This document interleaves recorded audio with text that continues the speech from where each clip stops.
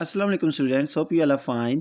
Students, आज हम करेंगे bio class 9 chapter number 4 topic number 2 which is cellular structures and functions. So let's start. Cell is the structural and functional unit of living things. So students क्या कह रहे हैं कि जो cell है वो एक बेसिक स्ट्रक्चरल और फंक्शनल यूनिट है लाइफ का। ठीक है, this structure consist of many parts. Each part perform specific function. कह रहा है इस स्ट्रक्चर के पास बहुत सारे पार्ट्स होते हैं, ठीक है, और हर पार्ट अपना स्पेसिफिक फंक्शन परफॉर्म करता है। ऑर्गेनेलीज आर स्मॉल सब cellular bodies with specific structure and functions present with in the cytoplasm. अब कह रहे हैं कि ऑर्गेनेलीज क्या होती हैं। हम कहते हैं कि एक सेल के अंदर बहुत सारी ऑर्गेनेलीज होती है, तो ऑर्गेनेलीज कह रहे हैं एक स्मॉल सब सेलुलर यानी सेल के अंदर एक बॉडीज है विद स्पेसिफिक स्ट्रक्चर जिनका अपना खास स्ट्रक्चर है, फंक्शन है, प्रेजेंट। और प्रेजेंट किधर होती हैं? विद इन दी साइटोप्लाज्म यानी सेल के साइटोप्लाज्म में प्रेजेंट होती है। ठीक है, ये स्टूडेंट्स आप देख सकते हैं फिगर 4.3 में electron microscope structure of animal cell. ठीक है, हम एक इलेक्ट्रॉन माइक्रोस्कोप स्ट्रक्चर ऑफ एक एनिमल सेल दिया हुआ है। ठीक है, तो अगर आप गौर करें तो इस स्ट्रक्चर में आपको क्या क्या नजर आ रहा है। सबसे पहले हमें ये देखिए, ये बाहर प्लाज्मा मेम्ब्रेन नजर आ रही है, ये यहाँ पे। ठीक है, उसके अलावा क्या है हमारे पास? ये फ्लैजेला है, ये सेंट्रियोल्स है। उसके अलावा ये जो अंदर हमें नजर आ रही है बहुत सारी स्मॉल स्मॉल ऑर्गेनेल, जैसे ये लाइजोसोम है। ठीक है, ये ऊपर क्या है जी? हमारे पास गोल्गी एपरेटस है। ये क्या है हमारे पास? माइटोकॉन्ड्रिया है। ये राइबोसोम्स है। ठीक है, ये इस साइड पे क्या है? सिलिया है। ये क्या है? एंडोप्लाज्मिक रेटिकुलम है। ठीक है, नेक्स्ट है हमारे पास structure and functions of cell organelles की। जो सेल के अंदर ऑर्गेनेलिस पाई जाती हैं उनका स्ट्रक्चर कैसा है और उनका फंक्शन क्या है। All organisms are made up of cells and cell is the smallest unit of living organism. कह रहे हैं कि जो तमाम ऑर्गेनिजम्स है, लिविंग ऑर्गेनिजम्स, वो किससे मिलकर बने हुए हैं? सेल से। और जो सेल है वो स्मॉलेस्ट यूनिट है किसी भी लिविंग ऑर्गेनिज्म का। There are two main types of eukaryotic cell, animal cell and plant cell. Okay बच्चों, हमें पता है कि जो सेल भी होता है ना उसको दो तरह का होता है। एक होता है प्रोकैरियोटिक सेल, एक यूकैरियोटिक सेल। प्रोकैरियोटिक, प्रो का मतलब भी क्या होता है? बिफोर। कैरियन मतलब होता है न्यूक्लियस, यानी बिफोर न्यूक्लियस मींस क्या है कि जो प्रोकैरियोटिक सेल्स होते हैं यानी वो शुरू वाले या प्रिमिटिव ऑर्गेनिजम्स में था। और वो कहते हैं कि उनमें क्या था कि उनमें वेल डिफाइंड न्यूक्लियस नहीं था, या न्यूक्लियस क्या था? एब्सेंट था। ठीक है, उनके अंदर न्यूक्लियस प्रेजेंट नहीं होता और ना ही मेम्ब्रेन बाउंड ऑर्गेनेलीज होती है प्रोकैरियोटिक सेल में। ठीक है, अभी जो करंट जितने भी मल्टी सेलुलर ऑर्गेनिजम्स है लाइक ह्यूमंस, एनिमल्स, बर्ड्स, वो सारे क्या है? उनके अंदर यूकैरियोटिक सेल पाया जाता है। ठीक है, अब जो यूकैरियोटिक सेल है उसकी क्या है कि उसके अंदर एक तो वेल डिफाइंड न्यूक्लियस होता है। जो उसका हेरिडिटरी मटेरियल होता है वो क्या होता है कि वो न्यूक्लियस के अंदर पाया जाता है और वो सेपरेट होता है बाकी ऑर्गेनेलीज यानी साइटोप्लाज्म से। ठीक है, उसके अलावा यूकैरियोटिक सेल में जितनी भी मेम्ब्रेन बाउंड ऑर्गेनेलीज हैं, ठीक है, लाइक माइटोकॉन्ड्रिया, क्लोरोप्लास्ट एक्सेट्रा, वो भी प्रेजेंट होती है। ठीक है, तो अब कह रहा है कि यूकैरियोटिक सेल की भी दो मेन टाइप्स है, एक एनिमल सेल और प्लांट सेल। ठीक है, तो सबसे पहले हम डिस्कस करेंगे एनिमल सेल को। ठीक है, a eukaryotic cell has membrane bound nucleus and organelles. कह रहे हैं कि यूकैरियोटिक सेल वो होता है कि जिसकी मेम्ब्रेन बाउंड न्यूक्लियस होता है एंड और उसके बाद मेम्ब्रेन बाउंड ऑर्गेनेलीज होती हैं। Animal cells have no cell wall and chloroplast. कह रहे हैं कि जो एनिमल सेल होते हैं उनके पास एक तो ना सेल वॉल नहीं होती और दूसरा क्लोरोप्लास्ट नहीं होता। जो सेल वॉल होती है बच्चों, ये क्या? एक आउटर कवरिंग है सेल की, जो कि सिर्फ प्लांट्स में होती है। जो सेल मेम्ब्रेन है जिसको हम प्लाज्मा मेम्ब्रेन भी कहते हैं, वो एनिमल सेल में भी होती है, प्लांट सेल में होती है। लेकिन जो सेल वॉल है वो सिर्फ प्लांट्स में प्रेजेंट होती है, एनिमल्स में प्रेजेंट नहीं होती है, एब्सेंट होती है। ठीक है, उसके अलावा फंजाई में भी सेल वॉल होती है। ठीक है, तो अब कह रहा है कि जो एनिमल सेल है एक तो उसके पास क्या होता है कि सेल वॉल नहीं होती, और दूसरा उसके पास एक ऑर्गेनेली है जो है क्लोरोप्लास्ट, वो भी प्रेजेंट नहीं होती क्योंकि क्लोरोप्लास्ट सिर्फ प्लांट्स के पास होता है। ठीक है, तो अब जो एनिमल सेल का स्ट्रक्चर है और जिसके अंदर जो ऑर्गेनेलीज हैं या उनका हम स्ट्रक्चर भी देखेंगे और उनका फंक्शन देखेंगे। फर्स्ट ऑफ ऑल हमारे पास आ जाता है एनिमल सेल में सेल मेम्ब्रेन जो है। ठीक है, जो क्या सेल की का जिससे सराउंड होता है या कवर होता है। ठीक है, सेल मेम्ब्रेन क्या है? It is also called plasma membrane. इसको हम प्लाज्मा मेम्ब्रेन भी कहते हैं। An animal cell is surrounded by a cell membrane. कह रहे हैं कि जो एक एनिमल सेल होता है वो सराउंड होता है एक सेल मेम्ब्रेन से। Chemically cell membrane consist of proteins, lipid and small quantity of carbohydrates. कह रहे हैं अगर हम केमिकली देखें तो जो सेल मेम्ब्रेन है कंसिस्ट ऑफ, इसके पास क्या क्या होता है? इसके पास प्रोटीन्स होती हैं, लिपिड होते हैं और स्मॉल क्वांटिटी होती है कार्बोहाइड्रेट्स की। ठीक है, the membrane structure is represented by fluid mosaic model. कह रहे हैं जो इस मेम्ब्रेन का स्ट्रक्चर है वो कौन रिप्रेजेंट करता है? हम इसको रिप्रेजेंट करते हैं थ्रू फ्लूइड मोज़ेक मॉडल। ठीक है, अब ये फ्लूइड मोज़ेक मॉडल है, ये क्या कहता है कि जो सेल मेम्ब्रेन का स्ट्रक्चर है वो कैसा होता है? It's propose that the cell membrane has a fluid phospholipid bilayer in which protein molecules are either partially or wholly embedded। ये क्या कह रहे हैं कि जो सेल मेम्ब्रेन है इसके पास एक फास्फोलिपिड बाइलेयर होती है। ठीक है, फास्फोलिपिड की बाइलेयर यानी टू लेयर्स होती है जिसमें प्रोटीन के मॉलिक्यूल्स क्या होते हैं कि उस लेयर के अंदर पार्शियली यानी कंप्लीटली या होली यानी हाफ एम्बेड हुए होते हैं। ठीक है, the plasma membrane forms the cell point of contact with this environment. कह रहे हैं ये जो प्लाज्मा मेम्ब्रेन है ये क्या करती है, ये सेल का पॉइंट ऑफ कांटेक्ट होता है विद अदर इस एनवायरनमेंट, ठीक है। It stops the cell contents from escaping and also controls the substances which are allowed to enter and leave the cell। अब ये क्या करता है कि ये एक तो कंट्रोल करता है कि जो सेल के कंटेंट्स है वो escape यानी बाहर चले जाए, उसके अलावा ये क्या करता है, कंट्रोल करता है सब्सटेंसेस की मूवमेंट को जो सेल के अंदर आ रहे और जा रहे, ठीक है। In general oxygen, food and water are allowed to enter, waste products are allowed to leave and harmful substances are kept out. कहता है जनरली जो ऑक्सीजन, फूड और वाटर है उनको अलाउ किया जाता है कि वो इंटर कर सके सेल के अंदर। वेस्ट प्रोडक्ट्स को अलाउ किया जाता है कि वो सेल से बाहर लीव कर जाए, और जो हार्मफुल प्रोडक्ट्स है उनको कीप आउट यानी सेल से बाहर रखा जाता है, उनको अलाउ नहीं किया जाता कि वो सेल के अंदर है। So the cell membrane is called differentially और सिलेक्टिवली परमिएबल मेम्ब्रेन, ठीक है। अब सिलेक्टिवली परमिएबल मेम्ब्रेन है, इसको हम कह सकते हैं इसलिए क्योंकि ये सिलेक्टिव चीज़ों को सिर्फ क्या करती है, परमिएबल यानी अलाउ करती है कि वो आ सके, जैसे जो हमारी यूजफुल कंटेंट जो सेल को चाहिए ऑक्सीजन, वाटर वगैरह, ठीक है। लेकिन जो हार्मफुल सब्सटेंस है उनको वो अलाउ नहीं करती, तो इसलिए हम कहेंगे ये सिलेक्टिवली परमिएबल है, ठीक है। यानी कुछ चीज़ों को अलाउ करती है और कुछ को अलाउ नहीं करती, ठीक है। नेक्स्ट आ जाता है हमारे पास जो सेल के स्ट्रक्चर में, वो आ जाता है न्यूक्लियस, ठीक है। न्यूक्लियस क्या होता है, it is located in central region, के ये सेल के सेंट्रल रीजन में लोकेट के पाया जाता है। Nucleus consist of a double nuclear membrane, nucleoplasm, nucleolus and chromosome. अब न्यूक्लियस के पास क्या होता है, न्यूक्लियस के पास फर्स्ट ऑफ ऑल तो एक डबल न्यूक्लियर मेम्ब्रेन होती है जिससे वो इनक्लोज्ड होता है। उसके अलावा उसके पास न्यूक्लियोलस होता है, और क्या होता है, न्यूक्लियोप्लाज्म होता है, और क्रोमोसोम्स होते हैं। The surface of the nucleus is bounded by a double nuclear membrane called nuclear envelope. कह रहा है कि जो न्यूक्लियस की सरफेस है वो इनक्लोज्ड होती है किससे, एक डबल न्यूक्लियर मेम्ब्रेन से, जिसको हम न्यूक्लियर इन्वेलप या न्यूक्लियस क्या कहेंगे, न्यूक्लियर का जो इन्वेलप है, ठीक है। The nuclear membrane has many pores, the fluid inside the nucleus is called nuclear plasm. उसके अलावा कह रहा है कि ये जो न्यूक्लियर मेम्ब्रेन है जिससे वो इनक्लोज है या न्यूक्लियर इन्वेलप, कह रहा है इसके अंदर बहुत सारे पोर्स होते हैं, ठीक है। उसके अलावा कह रहा है कि जो फ्लूइड प्रेजेंट होता है न्यूक्लियस के अंदर उसको हम कहते हैं ये न्यूक्लियोप्लाज्म, ठीक है। Fluid inside the nucleus is called nucleoplasm. The dark staining region in the nucleus is called nucleolus. कह रहा है कि ये जो सेट में डार्क आपको एक स्टेरिक रीजन नजर आ रहा है, इसको हम कहते हैं ये क्या है, न्यूक्लियोलस, यानी न्यूक्लियस के अंदर एक न्यूक्लियोलस प्रेजेंट होता है। The thread like structures in the nucleus are called chromosome. कह रहा है ये जो आपको थ्रेड लाइक स्ट्रक्चर नजर आ रहा होता है न्यूक्लियस के अंदर, उनको हम क्या कहते हैं, ये क्या है, क्रोमोसोम्स। क्या, chromosomes. Chemically chromosomes consist of deoxyribonucleic acid and protein. कह रहे हैं कि जो क्रोमोसोम्स होते हैं वो क्या कंसिस्ट ऑफ होते हैं, यानी किससे मिलके बने होते हैं, डीऑक्सीराइबोन्यूक्लिक यानी डीएनए और प्रोटीन से, ठीक है। बच्चों जो नॉर्मली होता है डीएनए वो थ्रेड लाइक स्ट्रक्चर होता है, ठीक है, और वो थ्रेड लाइक फॉर्म में प्रेजेंट होता है न्यूक्लियस में। लेकिन जब सेल ने डिवाइड करना होता है तो वो जो थ्रेड लाइक स्ट्रक्चर है वो क्या करता है, वो कंडेंस हो जाता है और काइल अप हो जाता है, काइल अप होके एक थ्रेड लाइक बना लेगा जिसको हम क्रोमोसोम कहेंगे, ठीक है। तो ये जो, और ये विजिबल होता है, ठीक है, और क्रोमोसोम, और ये जो फोल्डिंग होती है यानी ये जो डीएनए की थ्रेड लाइक स्ट्रक्चर से, तो ये वो क्या करता है कि ये हिस्टोन प्रोटीन्स होता है उनके ऊपर ये काइल अप होता है, ठीक है। तो इसलिए ये जो हमारे पास क्रोमोसोम है इसके पास क्या क्या होता है, डीएनए और प्रोटीन होता है। This centromere is a construction in chromosome. कह रहा है कि ये जो सेंट्रोमियर है ये आप देख सकते हैं फिगर 4.6 में, ये क्रोमोसोम का स्ट्रक्चर है, ठीक है, ठीक है। ये जो आप एक हमारे पास है इसको एक क्रोमैटिड कहेंगे, और ये जो जहाँ पे दो क्रोमैटिड्स अटैच है, ये जो सेंट्रल पॉइंट है जहाँ पे दो क्रोमैटिड्स आपस में अटैच है, इसको हम सेंट्रोमियर कहेंगे, ठीक है। कह रहा है कि उससे कंस्ट्रक्शन होती है क्रोमोसोम में जिसको सेंट्रोमियर कहते हैं। Nucleus controls all the activities of cell. कह रहे हैं जो न्यूक्लियस होता है, जो सेंट्रल रीजन ऑफ सेल है, वो क्या करता है, ऑल एक्टिविटीज ऑफ सेल को कंट्रोल करता है। ये हमारे पास बच्चों फिगर 4.5 में स्ट्रक्चर ऑफ न्यूक्लियस। इसमें आप देख सकते हैं एक आपको आउटर नजर आ रही है, न्यूक्लियर इन्वेलप नजर आ रहा है, ये न्यूक्लियर इन्वेलप नजर आ रहा है जो इसकी आउटर कवरिंग है, ठीक है। इसमें आपको ये छोटे छोटे पोर्स भी नजर आ रहे हैं, इनको हम कहते हैं न्यूक्लियर पोर, ठीक है। उसके अलावा सेंटर में एक डार्क रीजन है जिसको हम न्यूक्लियोलस कहते हैं। ये जो फ्लूइड है न्यूक्लियस का, इसको हम न्यूक्लियोप्लाज्म कहेंगे, और ये जो थ्रेड लाइक स्ट्रक्चर्स हैं ये क्या है, ये क्रोमैटिन है, ठीक है। नेक्स्ट जो हमारे पास आ जाता है वो है cytoplasm.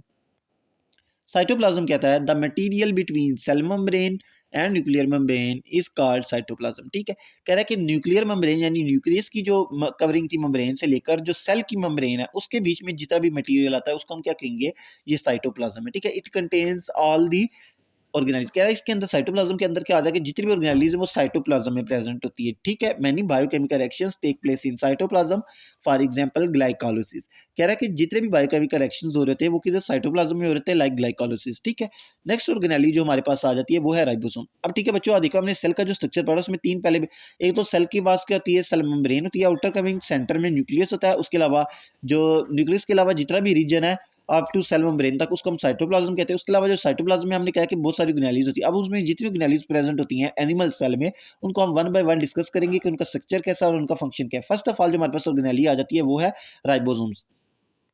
Ribosomes are granular bodies है। ठीक है, दे में एग्जिस्ट इन टू फॉर्म, कह रहा है कि दो फॉर्म्स में हो सकती है। आई attach with endoplasmic reticulum, E R for endoplasmic reticulum. ठीक है, freely disperse in the cytoplasm. ठीक है, कह रहा है ये दो फॉर्म में हो सकती है, या तो ये एंडोप्लाज्मिक रेटिकुलम के साथ अटैच होंगे या फ्रीली डिस्पर्स, का मतलब है कि साइटोप्लाज्म में फ्रीली ऐसे डिस्पर्स होंगे। ठीक है, ribosomes are made up of equal amounts of RNA and protein. Okay, ribosome आप किससे मिलकर बने होते हैं, कह रहा है आरएनए और प्रोटीन की इक्वल अमाउंट से। ठीक है, ribosomes are not bounded by membrane. Okay, ये बच्चों आपने नोट करते जाना, अक्सर ये क्वेश्चन में आ जाता है बोर्ड में कि अब ना हम जो ऑर्गेनेलिस पढ़ेंगे तो हमें बताया जाएगा कि ये जो फलानी ऑर्गेनेली है ये इनक्लोज्ड बाय सिंगल मेम्ब्रेन है, कि ये सिंगल मेम्ब्रेन से इनक्लोज्ड है। कुछ ऑर्गेनेलीज होंगी जो हमारे पास डबल मेम्ब्रेन से इनक्लोज्ड होंगी, कुछ होंगी जो not enclosed by any membrane. ठीक है, तो अगर अक्सर बोर्ड में ये क्वेश्चन आ जाता है कि आप कोई भी यदि टू ऑर्गेनेलीज लिखे सेल की कि जो डबल मेम्ब्रेन है, तो आपको पता होना चाहिए कौन सी मेम्ब्रेन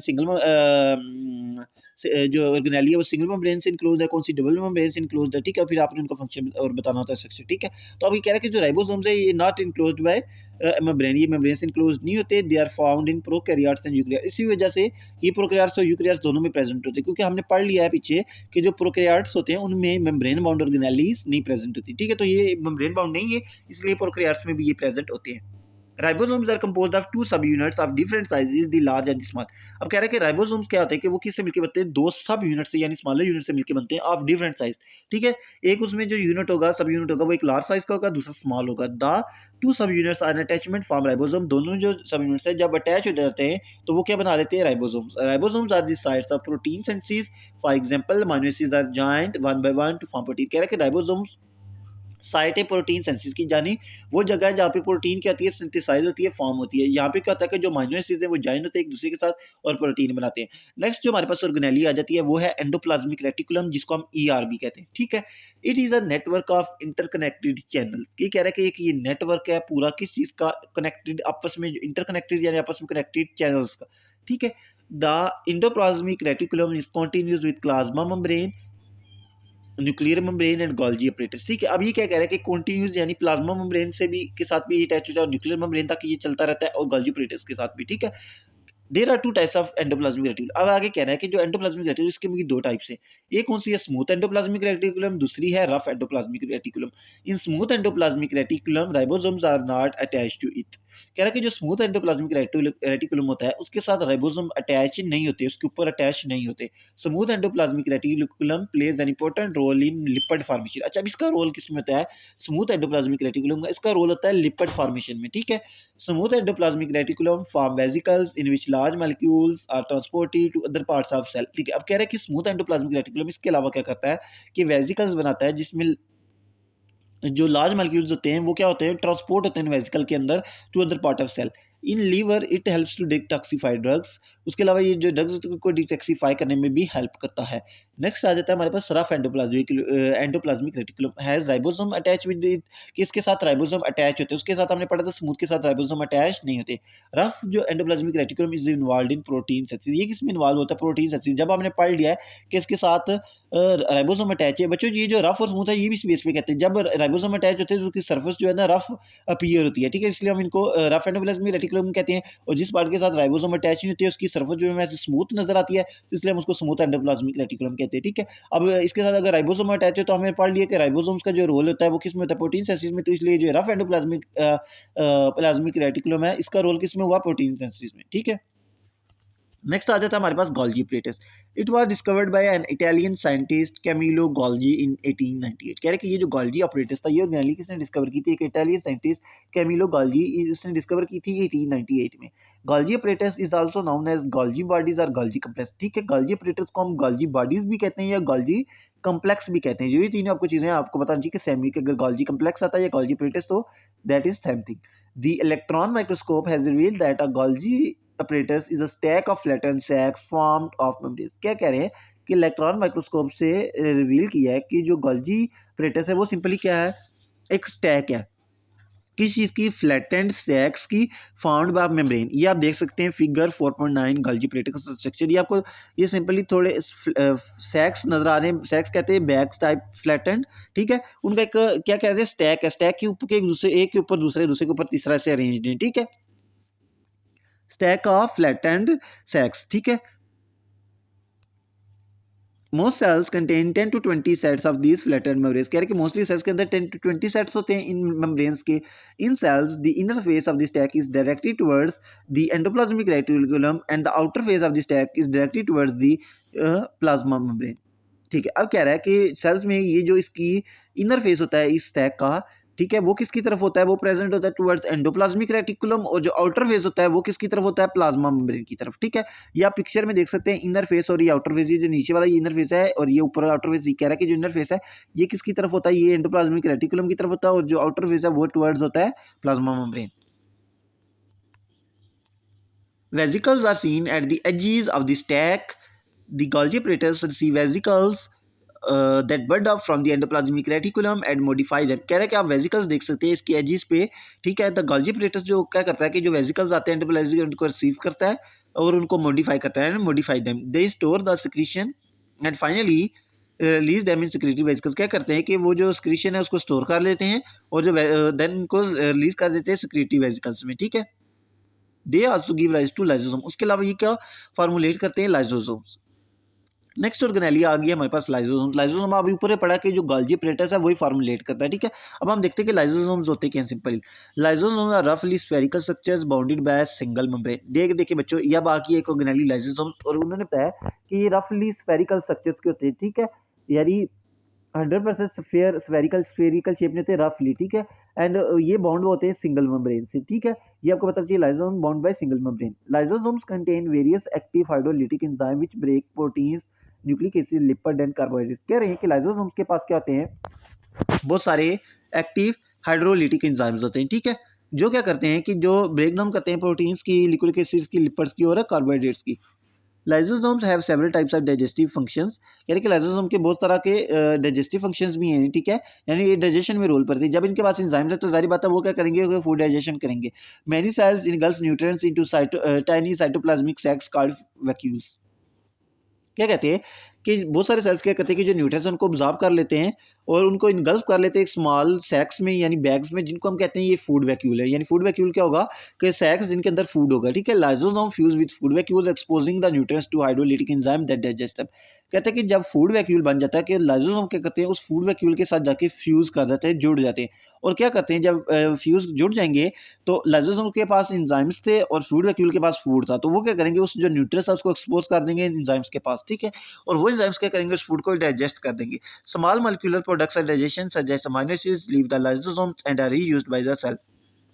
अब कह रहा है कि जो डाइजेशन के प्रोडक्ट्स बनेंगे, ठीक है, डाइजेशन जब होगी तो जाहिर बात है वो क्या करेगा कि फूड को उसको स्मॉल प्रोडक्ट्स में कन्वर्ट कर देगा, जैसे कह रहा है कि अमीनो एसिड्स वगैरह में, तो वो क्या करेंगे वो लाइसोसोम से रिलीज हो जाएंगे और वो सेल रीयूज कर लेगा। Lysosome serve as recycling centre for damage organelle. उसके अलावा कह रहा है कि जो लाइसोसोम्स हैं ये किसके तौर पे काम करते हैं, recycling centre for damage organelles. कि डैमेज ऑर्गेनेलीज को भी ये क्या करते हैं, इनगल्फ करते हैं, उनको डाइजेस्ट करते हैं। ठीक है, एलिमिनेट करते हैं। ये देखिए आप फिगर 4.10 में लाइसोसोम्स फॉर्मेशन एंड फंक्शन ये आप देख सकते हैं। ये देखिए ये हमारे पास जो है ना ये प्लाज्मा मेम्ब्रेन आपको नजर आ रहा है पिक्चर में। ठीक है, यहाँ से फूड आया, फूड को हमने क्या किया कि एक मेम्ब्रेन में इनक्लोज कर लिया, तो ये हमारे पास क्या बन गया, फूड वैक्यूल। ठीक है, फूड वैक्यूल। इधर हमारे पास क्या था, लाइसोसोम्स थे, ठीक है, जो जहाँ कहाँ से आ रहे थे हमारे पास आ रहे थे ये गोल्जी प्लेटर्स, ठीक है, ये अब ये गोल्जी ये लाइसोसोम है, ठीक है, ये आप पिक्चर में देख सकते हैं, ठीक है, लाइसोसोम। अब इसके पास क्या है, इसके पास है जी एंजाइम्स है, ठीक है। अब ये जो लाइसोसोम है ये जाके फ्यूज कर गया फूड वैक्यूल के साथ, और क्या हुआ कि ये फूड और एंजाइम्स एक ही सेल के अंदर आ गए, ठीक है। अब ये एंजाइम है, इसने फूड को डाइजेस्ट किया और इसमें जो यूजफुल थे हमने वो सेल ने यूज कर लिए, ठीक है। तो ये इस तरह ये रोल प्ले करता है डाइजेशन में, ठीक है। नेक्स्ट आ जाता है हमारे पास जो ऑर्गेनेली, वो है mitochondrion. Mitochondria are spherical, rod like और इलॉन्गेटेड टीनी ऑर्गेनेलीज। कह रहा है कि माइटोकॉन्ड्रिया कहते हैं स्फेरिकल होती हैं, रॉड लाइक और इलॉन्गेटेड टाइनी स्मॉल ऑर्गेनेलीज होती हैं, ठीक है। अंडर ईएम यानी under electron microscope a mitochondrion is a double membranous structure, ठीक है। अब ये देखिए बच्चों, एक और हमें पता चल गया कि जो माइटोकॉन्ड्रिया ये क्या है, ये डबल मेम्ब्रेनस ऑर्गेनेली है, यानी ये इनक्लोज होती है टू मेम्ब्रेन से, ठीक है। It is a double membrane structure. The outer membrane is smooth. The inner membrane is folded to form cristae. क्या कह रहे हैं बच्चों, जो इसकी माइटोकॉन्ड्रिया की आउटर मेम्ब्रेन होती है, यानी दो मेम्ब्रेन, एक आउटर और एक इनर। जो आउटर मेम्ब्रेन होती है वो तो स्मूथ होती है, जो इनर मेम्ब्रेन होती है वो फोल्डेड होती है, ठीक है। और फोल्ड होकर वो क्या बना लेती है, cristae. Cristae provide a much greater area. Mitochondrial solution is called matrix. जो उसका माइटोकॉन्ड्रिया का सोल्यूशन है उसको हम क्या कहेंगे, ये मैट्रिक्स है, ठीक है। The mitochondria are called the power house of this cell. कहते हैं जो माइटोकॉन्ड्रिया इसको हम क्या कहते हैं, ये क्या है, ये पावर हाउस है सेल का, ठीक है। Because it produce energy in the form of ATP, क्योंकि ये एनर्जी प्रोड्यूस करता है in the form of ATP, adenosine triphosphate. DNA, ribosomes and enzymes are present in mitochondria. उसके अलावा माइटोकॉन्ड्रिया की एक स्पेशल ये बात है कि इसका अपना डीएनए भी होता है, इसका अपना डीएनए भी होता है, डीएनए भी इसके पास होता है, इसके पास राइबोसोम्स भी होते हैं और एंजाइम्स भी प्रेजेंट होते हैं माइटोकॉन्ड्रिया में, ठीक है। ये आप देख सकते हैं फिगर 4.11 में माइटोकॉन्ड्रिया। इसमें हमारे पास देखिए दो मेम्ब्रेन, एक इनर आउटर मेम्ब्रेन है वो ऐसे स्मूथ है, ठीक है, स्फेरिकल, ठीक है। उसके बाद जो इनर मेम्ब्रेन है वो अगर आप गौर करें तो ये ऐसे ऐसे है, फोल्ड्स बने हुए उसकी, ठीक है। ये जो फोल्ड्स है इनको हम कहते हैं क्रिस्टी, और ये जो बीच में इसका मैट्रिक्स है इसको हम क्या कहेंगे, मैट्रिक्स, ठीक है। नेक्स्ट आ जाता है हमारे पास माइटोकॉन्ड्रिया के बाद centriole. A pair of centrioles located near the outer surface of nucleus, ठीक है। सेंट्रियोल का बच्चों आपने पढ़ा होगा कि जब सेल डिवाइड होता है तो सबसे पहला स्टेप क्या होता है कि जो न्यूक्लियस के ऊपर एक साइड पे एक पोल पे centrioles present, pair of centrioles यानी दो सेंट्रियोल्स जो प्रेजेंट होते हैं वो क्या करते हैं, वो अपोजिट साइड पे मूव कर जाते हैं, ठीक है, अपोजिट पोल ऑफ सेल, ठीक है। तो ये सेंट्रियोल्स कहें कि ये पेयर ऑफ सेंट्रियोल्स लोकेटेड पाया जाता है near the outer surface of nucleus. The two centrioles are usually placed at right angle to each other in a structure called centrosome. कह रहे हैं ये जो दो सेंट्रियोल्स होते हैं ये दूसरे यूजुअली किस तरह किस पोजीशन में होते हैं कि एक दूसरे के राइट एंगल पे होते हैं, ठीक है, ये 90 का एंगल बना रहे थे एक दूसरे के साथ, ठीक है। तो each other in a structure called centrosome. It consist of a triplet of microtubules arranged to form a hollow cylinder. कह रहा है इसके पास क्या होता है कि इसके पास ट्रिपलेट होता है। ट्रिपलेट का मतलब होता है बच्चों थ्री, ठीक है। ट्रिपलेट ऑफ माइक्रोट्यूब्यूल्स यानी स्मॉल ट्यूब्यूल्स के ट्रिपलेट्स होते हैं इनके पास, जो अरेंज होते हैं किन की फॉर्म में, एक सिलेंडर की फॉर्म है। Just before cell division the centrioles duplicate and each pair migrate to the opposite pole of the nucleus. कह रहे कि सेल डिवीजन से पहले क्या होता है कि ये जो सेंट्रियोल का पेयर था ये डुप्लीकेट करके क्या है कि एक और पेयर बना लेता, और जो दो पेयर्स बन गए, जो ईच पेयर है यानी दोनों में से एक पेयर वो क्या कर देता है, एक ही साइड पे और एक उस साइड पे, यानी दोनों अपोजिट पोल्स पे क्या कर देते हैं, मूव कर देते हैं न्यूक्लियस की, ठीक है। The spindle fibres are then found between the two opposite pairs of centriole. उसके अलावा फिर क्या होता है कि जो इन से सेंट्रियोल से स्पिंडल फाइबर्स तो ओरिजिनेट होते हैं, जो फॉर्म होते हैं between two opposite pair of centriole. Next आ जाता है हमारे पास cytoskeleton. Eukaryotic cells contain a supportive network of fine fibres which is collectively called cytoskeleton. क्या कह रहे हैं कि जो यूकैरियोटिक सेल्स होते हैं इनके पास एक स्पोर्टिव नेटवर्क होता है किसका, फाइबर्स का, जिसको हम कलेक्टिवली कहते हैं cytoskeleton. Cytoskeleton is responsible for the cell shape and movement. कह रहे हैं कि जो साइटोस्केलेटन है वो किसके लिए रिस्पॉन्सिबल होता है, सेल की शेप के लिए और मूवमेंट के लिए, ठीक है। There are three main kinds of fibres which make up the cytoskeleton. हमने कहा था कि साइटोस्केलेटन का एक नेटवर्क ऑफ फाइबर्स है, तो अब कह रहे हैं कि ये तीन तरह के फाइबर्स होते हैं साइटोस्केलेटन के पास, ठीक है। कौन कौन से, फर्स्ट ऑफ ऑल हमारे पास आ जाता है माइक्रोफिलामेंट, देन आ जाता है माइक्रोट्यूब्यूल, देन आ जाता है इंटरमीडिएट फिलामेंट। माइक्रोफिलामेंट तो कह रहा है कि ये थिननेस्ट होते हैं, यानी तीनों जो फाइबर है इनमें सबसे ज्यादा जो थिन होते हैं यानी पतले होते हैं वो माइक्रोफिलामेंट्स होते हैं। माइक्रोट्यूब्यूल थिकेस्ट है, ठीक है, और जो इंटरमीडिएट फिलामेंट्स हैं विद इन बिटवीन थिकनेस के, वो माइक्रोफिलामेंट और माइक्रोट्यूब्यूल की इंटरमीडिएट दरमियानी थिकनेस के होते हैं, ठीक है। नेक्स्ट जो हमारे पास ऑर्गेनेली आ जाती है वो है cilia and flagella. Some eukaryotic cells have extensions that look somewhat like hair. कह रहा है कि कुछ यूकैरियोटिक सेल्स के पास कुछ एक्सटेंशंस होती हैं, यानी सेल से बाहर कुछ एक्सटेंशन निकल होती है जो हेयर की तरह नजर आती हैं। These structures are called cilia. उन स्ट्रक्चर्स को हम क्या कहते हैं कि ये सिलिया हैं। Some cells have whip like extension called flagella. कुछ की कह रहा है कि विप लाइक एक्सटेंशन होती है जिसको हम कहते हैं कि इनके इसकी क्या है, फ्लैजेला है। Cilia and flagella consist of 9 pairs of microtubules which surround a single central pair. कह रहा है कि सिलिया फ्लैजेला सिंपली क्या होता है कि 9 पेयर्स होते हैं इनके पास माइक्रोट्यूब्यूल्स के जो अराउंड सराउंड कर रहे होते हैं एक सिंगल सेंट्रल पेयर के। They are connected to the basal body. एक बेसल बॉडी से कनेक्ट होते हैं जहाँ से वो ओरिजिनेट होता है ये सिलिया, ठीक है, या flagella. The basal body serves to make and anchor a cilium और फ्लैजेलम टू दी सेल। कह रहे कि जो बेसल बॉडी है वो क्या करती है, वो इसको एंकर यानी फिक्स करती है, मजबूती देती है सिलियम या फ्लैजेला को टू दी सेल। ये देख सकते हैं आप फिगर 4.14 में सिलिया फ्लैजेला का स्ट्रक्चर। ये आपको पता है कि माइक्रोऑर्गेनिज्म पैरामीशियम है। इसके आगे ये जो एक विप लाइक स्ट्रक्चर है ये क्या है, ये क्या है, फ्लैजेला है, ठीक है। और ये आप देख सकते हैं एक हमारे पास मैकेनिज्म है, इसके पास क्या है, इसके पास ये जो स्मॉल हेयर लाइक एक्सटेंशन हैं पूरी बॉडी के ऊपर, ये क्या है, ये सेलिंग है, ठीक है।